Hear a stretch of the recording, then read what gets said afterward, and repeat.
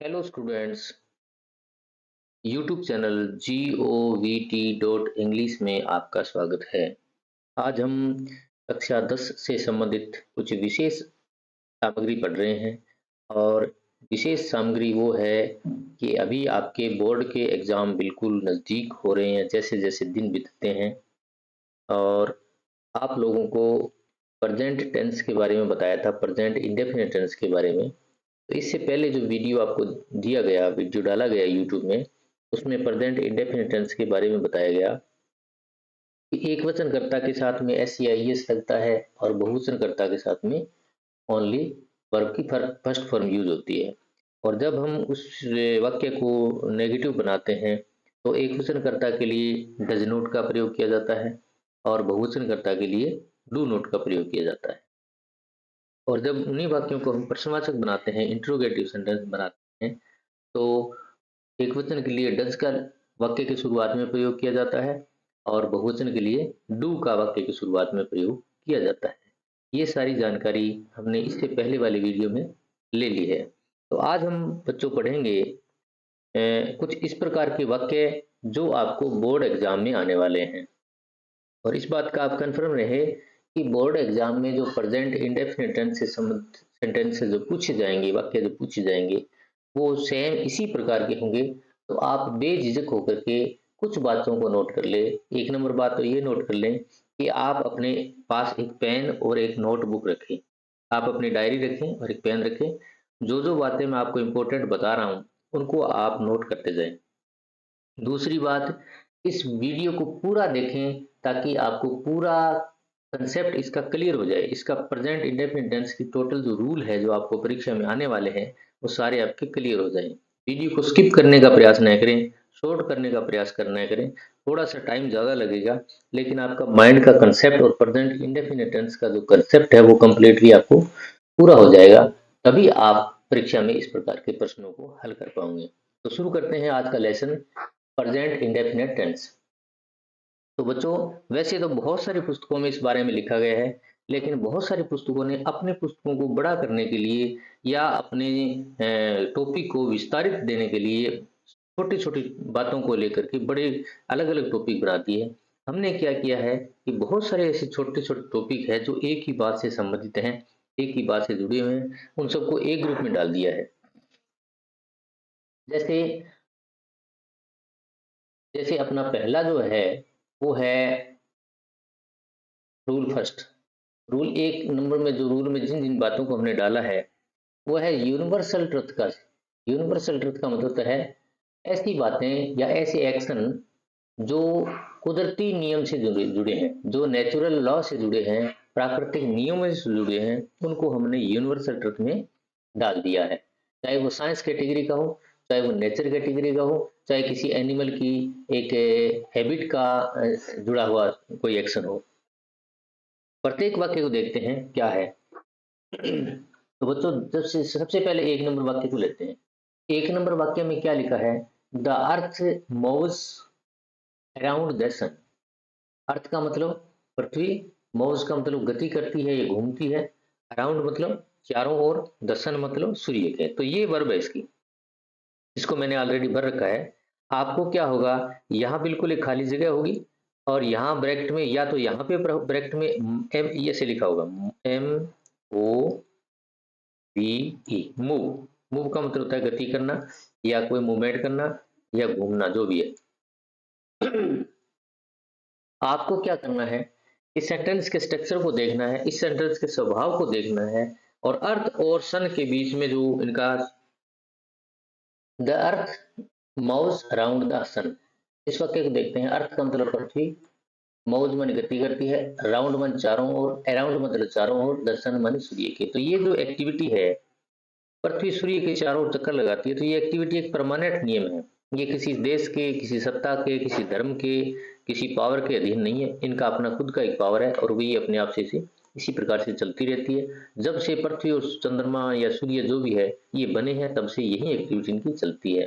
तो ये एक यूनिवर्सल ट्रुथ है, सार्वभौमिक सत्य है और इस प्रकार की एक्टिविटी को चेंज नहीं किया जा सकता। इसलिए मूव इसको प्रेजेंट इंडेफिनिट टेंस में रखा गया है। इसमें प्रेजेंट इंडेफिनिट टेंस में। और प्रेजेंट इंडेफिनिट टेंस का नियम जैसा कि आपको पहले वाले वीडियो में बताया जा चुका है कि एक वचन अगर होता है तो उसकी वर्ब की फर्स्ट फॉर्म के साथ में एस या ईएस लगाते हैं, तो अपन इसको मूव को मूव्स कर दिया। ओके, मैं उम्मीद करता हूँ पहला सेंटेंस आपके समझ में आ गया होगा। तो इसी प्रकार के दूसरे वाक्य भी हो सकते हैं, जैसे सूर्य पूर्व में उदय होता है, तारे रात को टिमटिमाते हैं, और सूर्य पूर्व में उदय होता है, पश्चिम में अस्त होता है। इस प्रकार के सेंटेंसेस जो है वो इसी प्रकार के रूप में रखे जाएंगे। दूसरा सेंटेंस है water contains hydrogen and oxygen, यानी पानी जो है वो हाइड्रोजन और ऑक्सीजन से मिलकर के बनता है। तो कंटेन का मतलब CONTAIN,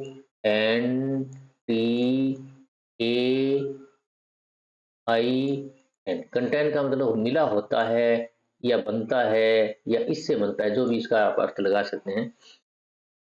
तो वाटर मतलब पानी। पानी अपने आप एक नाउन है, लेकिन ये अनकाउंटेबल नाउन है, इसको गिना नहीं जा सकता। और आपको नाउन से संबंधित एक वीडियो अलग से आपको दिया जाएगा, उसमें आपको ये समझाया जाएगा कि जो अनकाउंटेबल नाउन होता है उनको सिंगुलर माना जाता है, यानी ऐसी संज्ञाएं जिनकी आप गिनती नहीं कर सकते उनको हम एक वचन ही मानते हैं। जैसे वाटर, चाहे वो पूरा समुद्र हो, चाहे एक चम्मच पानी हो, चाहे एक ड्रॉप पानी हो, सभी एक वचन में ही माने जाते हैं। तो जो पानी होता है उसका ये होता है एक उसका हाइड्रोजन और ऑक्सीजन से मिलकर के बना होता है। जैसे हाइड्रोजन और ऑक्सीजन, जैसे आपने साइंस में पढ़ा होगा, साइंस वाले टीचर ने, मैम ने बताया होगा, जैसे H2O होता है, इसका सूत्र होता है ना। तो इस प्रकार का मतलब हाइड्रोजन और ऑक्सीजन से मिलकर के पानी बनता है। तो जब से पानी बना है इसका स्ट्रक्चर जो है वो यही रहा है, इसलिए ये परमानेंट रूल में या सार्वभौमिक सत्य के रूप में आता है।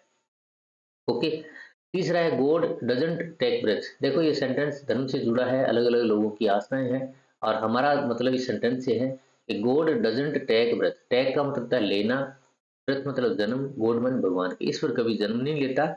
और इससे संबंधित बात ये है कि ये नेगेटिव है, सेंटेंस क्या है, नेगेटिव सेंटेंस है। तो गॉड एक वचन है यहाँ, और पहले वाले वीडियो में आपको ये बताया जा चुका है कि एक वचन अगर कर्ता होता है तो उसके लिए सहायक क्रिया डज डज होती है, DOE। ओके, अगर इसको नोट जोड़ते हैं तो इसके साथ में नोट जोड़ते हैं, तो शॉर्ट में इसको डजंट बोलते हैं, डजंट। तो गॉड डजंट टेक ब्रेथ, अगर इसको इस प्रकार से लिखा होता कि भगवान जन्म लेता है, तो हम क्या करते हैं, इसको हटा देते हैं और इसको टैक्स करते हैं। ओके, चौथा ये भी सेंटेंस चलो क्लियर हो गया, क्योंकि ये परमानेंट रूल है। चौथा है ए स्क्वायर हैज फोर साइड्स, एक स्क्वायर के चार साइड होते हैं। स्क्वायर का समझते हो, स्क्वायर का मतलब होता है वर्ग। मैथ टीचर, मैथ में आता है ना स्क्वायर वर्ग, ऐसे वर्ग। तो स्क्वायर कितनी साइड से बनता है, इसमें एक साइड, दो साइड, तीन साइड, चार साइड, यानी स्क्वायर में चार साइड्स होती है। ये हैज लगाए यहाँ, ठीक है। हालांकि ये present indefinite tense, present perfect tense की साइकिल है। इसको आप कंटेन भी कर सकते हैं, जैसे अगर लिखते हैं ना CONTAIN, कंटेन। हैज की जगह ये करते तो क्या बनता, स्क्वायर हैज, स्क्वायर कंटेंस, इस प्रकार से फोर साइड्स है। तो ये अगर वाक्य इस प्रकार से आता है, अगर इस प्रेजेंट इंडेफिनिट टेंस में आएगा तो आपको इस प्रकार से ये वाक्य नहीं आएगा। वाक्य इस प्रकार से आएगा, स्क्वायर कंटेन, इतना इतना तक लिखा होगा ब्रैकेट में, इतना लिखा होगा। आपको इसके हिसाब से एस जोड़ना पड़ेगा, क्योंकि ये परमानेंट नियम है। अगर चार भुजा है तो भी हम स्क्वायर कर सकते हैं, अगर तीन भुजा हुई तो हम फिर स्क्वायर नहीं कर सकते, इस प्रकार का चित्र, ठीक है। अगर दो है तो उसका कुछ बनेगा ही नहीं, एक है तो सिर्फ एक लाइन रहेगी। चलो ये भी आपको क्लियर हो गया।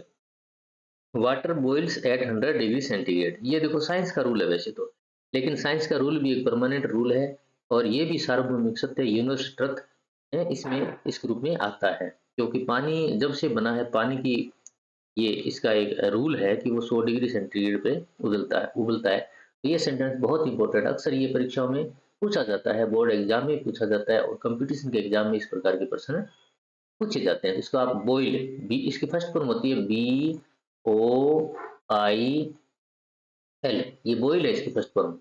ओके, लेकिन हमने क्या कर दिया, जब ये परमानेंट रूल में आ गया तो हमने इसको प्रेजेंट इंडेफिनिट टेंस में ग्रुप डाल दिया, और ये बना दिया वाटर बॉइल्स। इसके साथ वाटर जो मैंने मतलब बताया ना कि भी ये वाटर जो है वो अनकाउंटेबल नाउन है, और अनकाउंटेबल नाउन जितनी भी होती है वो एक वचन में मानी जाती है। तो वाटर अनकाउंटेबल नाउन है, वाटर है, मिल्क है, घी है, ये सारे अनकाउंटेबल नाउन माने जाते हैं।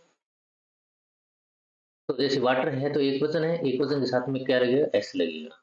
ओके, इसलिए बॉइल्स कर दिया। ये देखो 5 नंबर नियम, 5 नंबर सेंटेंस आपको क्लियर हो गया होगा। 6 पे आओ, the sun rises in the east. देखो जी, इसी प्रकार का वाक्य जैसे पहला वाक्य बनाया ना, उसी प्रकार का ये वाक्य छठा बन गया। Sun rises in the east, सूर्य जो है वो rise, R I S E, इसका फर्स्ट फॉर्म बनता है R I S E. Rise का मतलब उगना या उदय होना। East E A S T, east का मतलब पूर्व में, यानी सूर्य पूर्व में उदय होता है। तो जब से ये प्रकृति बनी है तभी से लेकर के आज तक और भविष्य में जब तक ये सिस्टम रहेगा तब तक सूर्य पूर्व में ही उदय होता रहेगा, और पश्चिम में जैसे सेट्स होता है तो पश्चिम में ये अस्त होता है। तो ये भी अपना एक कुदरती नियम है, यूनिवर्सल अर्थ है, नेचुरल लॉ के अधीन है, इसको चेंज नहीं किया जा सकता। तो इस प्रकार की जो एक्टिविटी है वो प्रेजेंट इंडेफिनिट में रखी जाती है। 7वां सेंटेंस है, nature wears a good look in spring. Nature wears a good look in spring. Nature का मतलब प्रकृति, वियर्स का मतलब पहनती है या अपनाती है या हो जाती है। गुड लुक मतलब सुंदर दिखती है, स्प्रिंग मतलब बसंत में, यानी प्रकृति ही है, प्रकृति जो है वो बसंत में सुंदर आवरण ले लेती है, सुंदर आवरण ले लेती है। यानी बसंत में जब नए नए फूल खिलते हैं, कोंपले खिलती है, नए पत्ते आते हैं तो प्रकृति सुंदर आवरण ले लेती है। वियर का मतलब वैसे पहनना होता है, वियर का मतलब WEAR, इसकी फर्स्ट फॉर्म ये है। तो नेचर एक वचन मान लिया इसको, है? इस सेंटेंस को देखना पड़ेगा, हालांकि इसका कोई वो नहीं है, आप एक सेंटेंस एक शब्द को पकड़ कर इसको चेंज कर लो, थोड़ा सा पढ़ना पड़ेगा। भी नेचर है, गुड लुक है, स्प्रिंग है, बसंत, स्प्रिंग का मतलब बसंत होता है? तो इसमें आप वियर्स करोगे। ओके, 8वां वाक्य है, cuckoos does not make nest. यानी कुकू जो होते हैं, कोयल जो होती है, वो डज नॉट माने नहीं, मेक माने बनाती, नेस्ट माने घोंसले की। ऐसे माना जाता है कि भाई ये जो कोयल है ये अपना घोंसला खुद का नहीं बनाती, वो कौवे के घोंसले में ही अंडे देती है, और इस प्रकार का ये इनका नियम है प्रकृति में। तो डज नॉट का मतलब नहीं, मेक माने बनाती है, नेस्ट माने घोंसले। तो आपको ये मैंने बताया था ना 3 नंबर वाक्य में, तो 3 नंबर वाक्य के हिसाब से ये 8 नंबर वाक्य बन गया। पोल्यूशन इंक्रीजेज एमिट, यानी जो पोल्यूशन है वो बीमारियां पैदा करते हैं। तो इंक्रीजेज, आइए पोल्यूशन बहुत प्रदूषण, इंक्रीजेज बढ़ाते हैं, इन अलाइनमेंट में बीमारियां बढ़ाते हैं। तो ये प्रदूषण तो ये हमेशा से, जैसे प्रदूषण कभी अच्छा नहीं रहा है, कभी भी प्रदूषण अच्छा नहीं रहा, चाहे वो वाटर पोल्यूशन हो, एयर पोल्यूशन हो, या फिर जो भी पोल्यूशन रहा हो, नॉइज पोल्यूशन हो। तो इंक्रीजेस, पोल्यूशन एक वचन, इंक्रीज INCREASE, इंक्रीज एस इसके साथ जुड़ गया। तो इस प्रकार से ये सेंटेंस, ये आपके बेस्ट सेंटेंस है, बोर्ड में इसी प्रकार के सेंटेंसेस पूछे जाते हैं। अगला देखते हैं दूसरा नियम अपना, जो आपको लिखना भी है और आपको समझना भी है। तो बच्चों इस प्रकार के वाक्यों में क्या होता है, कुछ नियम ऐसे होते हैं, कुछ शब्द दे रहा हूं आपको, जैसे डेली, इनको आपको लिख लेना है। अगर हो सके तो आप 5 रुपए का एक व्हाइट चार्ट चार्ट ले आना, और उस पे लिख करके ये शब्द और अपने जो स्टडी रूम है उसकी दीवार पे लगा देना, ताकि आपको इनको याद करने के लिए एक्स्ट्रा टाइम नहीं देना पड़े। जब भी आप उठोगे, बैठोगे, अपने दोस्तों के साथ बात करोगे, तो आपकी नज़रें उस चार्ट की तरफ जाएगी, और धीरे धीरे ये जो शब्द हैं तो आपके जहन में, आपके दिमाग में इस प्रकार से फिक्स हो जाएंगे कि आप जिंदगी में इन चीज़ों को नहीं भूलोगे। जैसे डेली, डेली का मतलब रोजाना, आज नहीं, कल नहीं, रोजाना। ऑलवेज का मतलब हमेशा, वो नेवर मानी कभी नहीं, यूजुअली सामान्यतया, एवरीडे रोजाना यानी हर दिन, एवरी वीक हर सप्ताह, एवरी मंथ हर महीने, एवरी ईयर हर साल, सेल्डम कभी कभार, रेयरली मुश्किल से या कभी कभार, ऑफन माने प्राय। तो ये शब्द है, इन शब्दों को अगर ये सारे शब्द मिलते हैं, देखो ये चीज एक बड़ी बात है, विजुअल या रेगुलर एक्शन का जो है ना, इसमें ये एक बड़ी बात है कि इन शब्दों को पकड़ लो, जहां भी जिस सेंटेंस में ये शब्द मिलते हैं आप मान लो कि वो प्रेजेंट इंडेफिनिट। तो जैसे पिछले सालों में बोर्ड के एग्जाम का अगर हम स्टडी करें, तो इस प्रकार के शब्द आए हैं, इस प्रकार के वर्ड्स आए हैं सेंटेंस में, और वो सारे के सारे वर्ड्स को देख करके अगर हम उनकी करेक्ट फॉर्म को भरेंगे तो 100% सही बैठते हैं। जैसे पहला सेंटेंस है, नोज ड्रिंक्स मिल्क डेली। अब यहाँ देखो इसके आगे आएगा, ये मैंने भर दिया है, लेकिन आपको क्या वर्ब दिया होगा,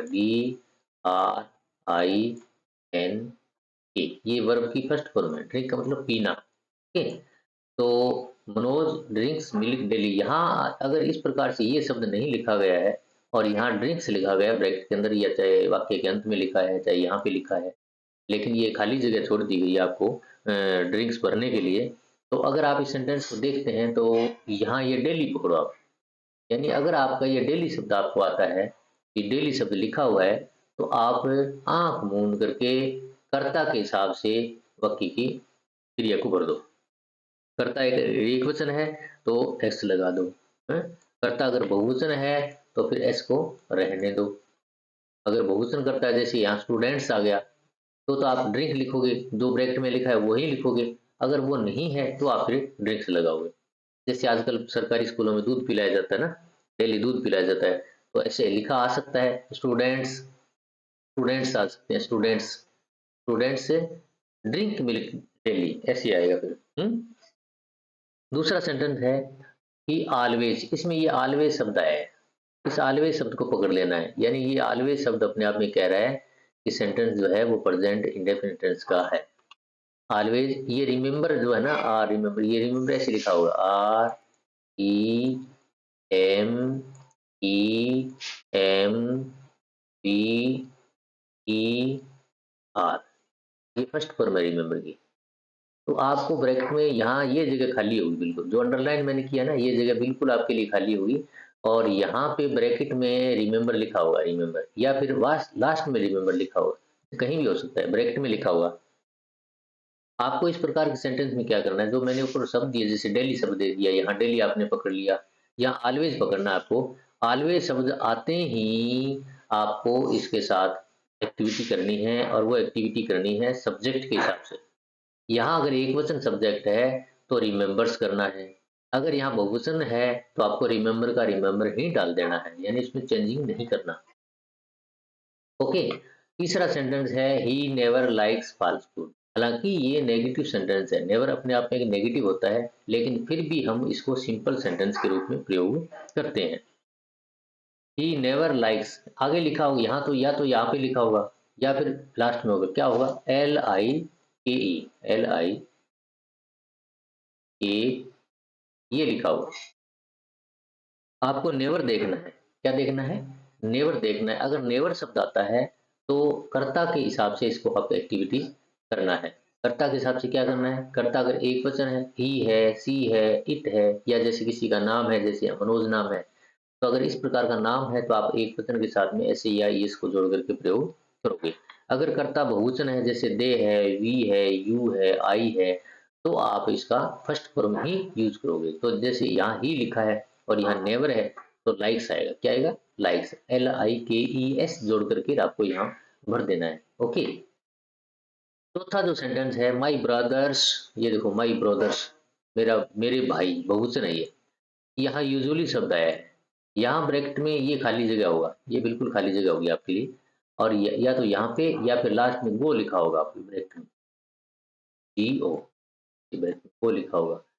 तो आपको क्या करना है, यूजुअली शब्द देखना है, usually, U S U A W L Y, usually. तो जैसे ही आपकी आंखों के सामने ये यूजुअली शब्द आता है, तो फिर आप ये सोच लोगे दिमाग में कि ये जो वाक्य है ये प्रेजेंट इंडेफिनिट टेंस का सेंटेंस है। तो प्रेजेंट इंडेफिनिट टेंस का सेंटेंस है, तो फिर भाई प्रेजेंट इंडेफिनिट टेंस में क्या होता है, कर्ता के हिसाब से होता है। कर्ता अगर एक वचन है तो ऐसे या ये से लगता है वर्ब के साथ में, और अगर कर्ता बहुवचन है तो वर्ब की सीधी फर्स्ट फॉर्म आती है। तो अगर ये एक वचन है तो अगर माई ब्रदर लिखा है तो लगाएंगे गोज। ओके, अगर माई ब्रदर्स लिखा है तो वो आएगा सीधा, जो ब्रैकेट में है वो का वही आ जाएगा, किसके हिसाब से, यूजुअली को देख करके, यूजुअली को पकड़ना है। तो जैसे डेली, ऑलवेज, नेवर, यूजुअली, इतने आगे। अब देखो पांचवा सेंटेंस क्या कहता है, she goes to school every day. Goes, यहाँ गो आएगा लिखा हो, ये खाली जगह होगी और यहाँ पे गो लिखा होगा। एवरी डे, यहाँ आपको एवरी डे पकड़ना है, यानी रोजाना, रोजाना, एवरी डे। एवरी मंथ आ सकता है, एवरी वीक आ सकता है, एवरी ईयर आ सकता है, एवरी आवर आ सकता है, यानी एवरी शब्द होगा उसके साथ में टाइम जुड़ा होगा, यानी टाइम से संबंधित कोई वर्ड। एवरी मिनट्स आ सकता है, एवरी सेकंड आ सकता है। तो आगे क्या है, he goes, she goes sorry, तो गो यहाँ लिखा हुआ है, आपको क्या है एवरी डे, एवरी शब्द आते ही, एवरी डे शब्द आता है, या every year, every month, every week, every hour, every minute, every second, आते ही क्या करना है, आपको दिमाग में ये सोच लेना है कि यह वाक्य प्रेजेंट इंडेफिनिट से संबंधित वाक्य है। तो आपको कर्ता के हिसाब से इसको चेंज करना है। कर्ता अगर एक वचन है तो गोज लगाना है, कर्ता अगर बहुवचन है तो गो लगाना है। गो कैसे, जो ब्रैकेट में दिया है उसी को सेम डालना है। तो यहाँ क्या सी है, सी एक वचन है, सी, ही, इट या किसी का नाम, वो सारे एक वचन होते हैं, तो आपको गोज कर देना है, ईएस जोड़ देना है। छठा वाक्य है माई नेबर सेल्डम। सेल्डम देखो, ये सेल्डम, सेल्डम का मतलब होता है कभी कभार, अक्सर। माई नेबर, मेरा पड़ोसी सेल्डम कुक्स फूड। अब देखो सेल्डम आते ही आपके दिमाग में आ जाना चाहिए कि ये रेगुलर एक्शन है, हैबिचुअल या रेगुलर एक्शन है। तो आपको क्या करना है, यहाँ पे कुक लिखा होगा, सी डबल ओ के, ये लिखा होगा। आपको क्या करना है, सेल्डम देखते ही आपको इसको कर्ता के हिसाब से यानी सब्जेक्ट के हिसाब से इसकी एक्टिविटी को करना है। सब्जेक्ट एक वचन है तो कुक्स कर देना है, सब्जेक्ट बहुवचन है तो कुक कर देना है। जैसे माई नेबर है, एक वचन है ना, तो आपको कुक्स करना है। अगर माई नेबर्स आ जाता तो कुक आता सिर्फ, तो नेबर्स बहुवचन होता है, नेबर एक वचन होता है। 7 नंबर में क्या है, हैबिट रेयरली, रेयरली, रेयर का मतलब कभी कभार, अक्सर मतलब ऐसा नहीं, कभी कभार।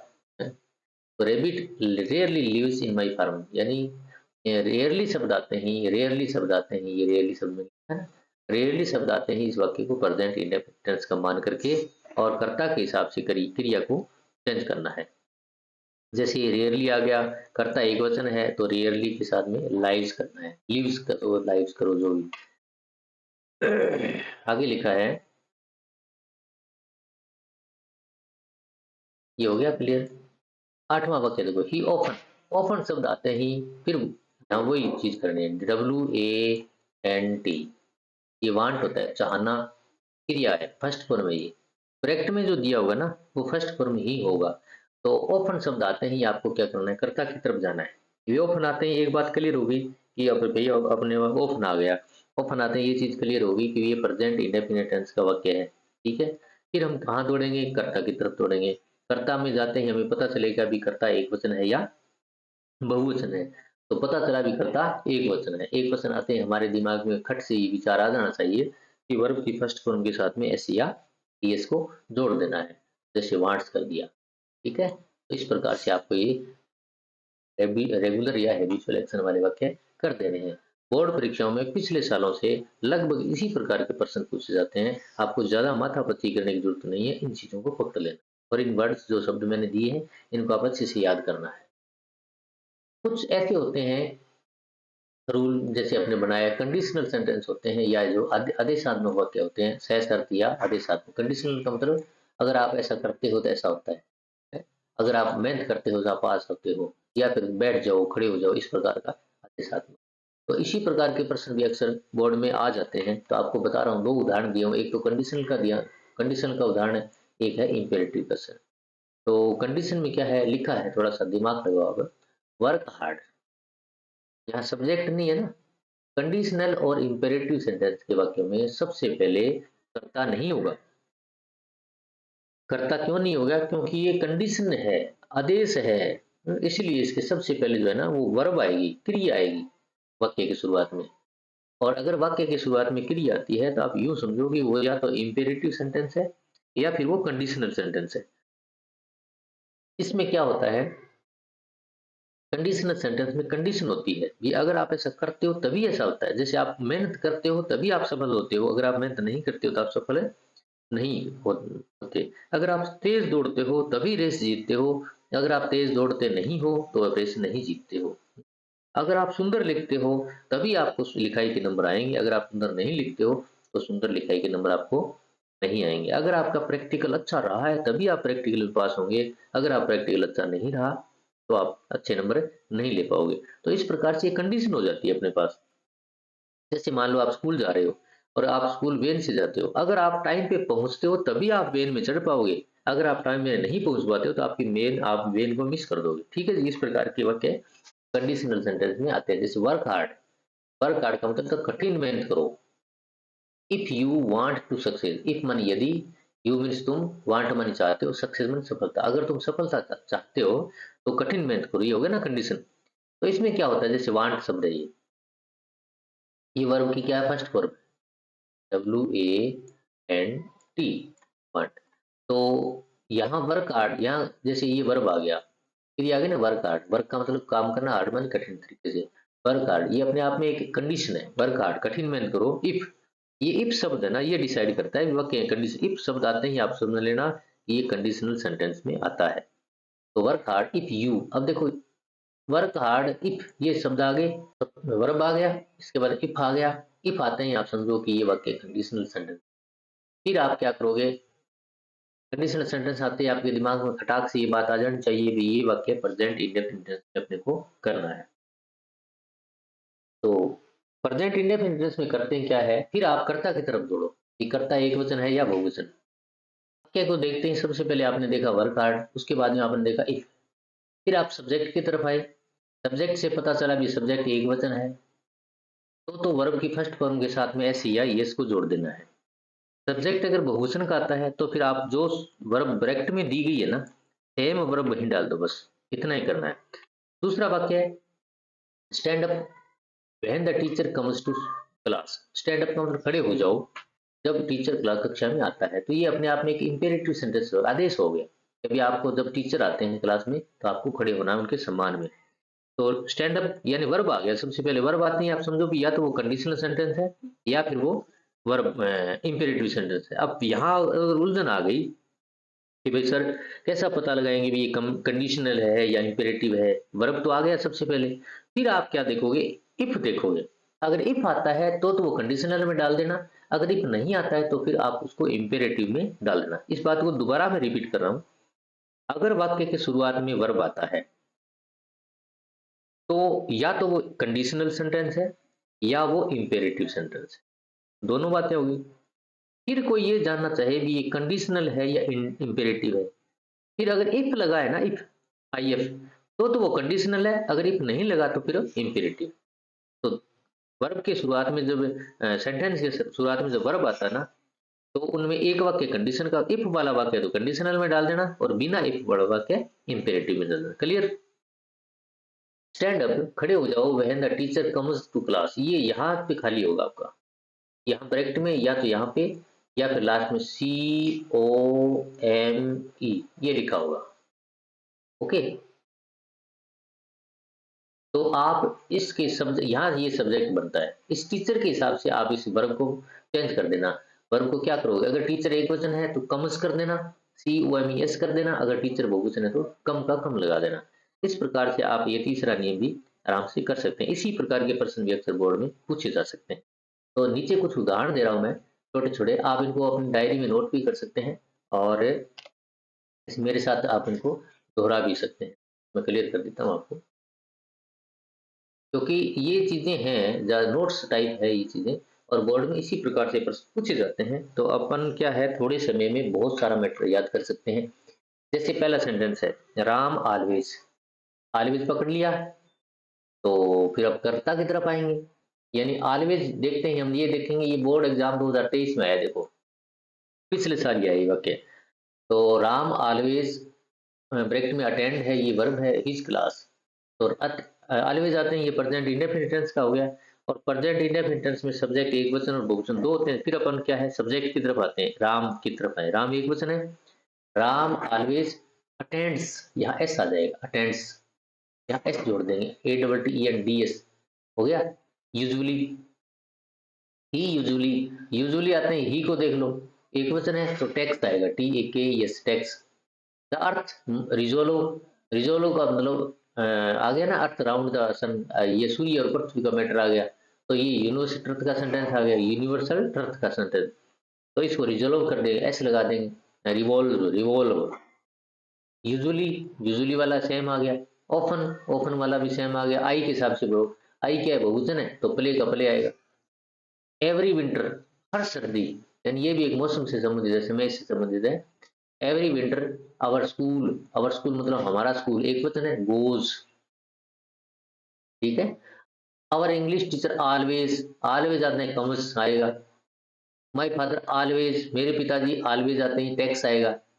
ए वेजिटेरियन इज द पर्सन, एक वेजिटेरियन का मतलब वेजिटेरियन शाकाहारी व्यक्ति वही है हु नेवर, नेवर का मतलब कभी नहीं, शाकाहारी व्यक्ति पर्सन, पर्सन्स नहीं है यहाँ, पर्सन है। तो नेवर, नेवर आते हैं आपको इसको करना ईट्स कर देना, नेवर ईट्स मीट। सेल्डम आ गया, सी के हिसाब से कम जाएगा। अशोक यूजुअली आ गया तो अशोक के हिसाब से रिटर्न्स आएगा। आई आ गया, यूजुअली आ गया तो फिर आई को बहुवचन ग्रुप में मानते हैं ना, इसलिए यूजुअली के साथ में आएगा, तो टैग का टैग ही आएगा।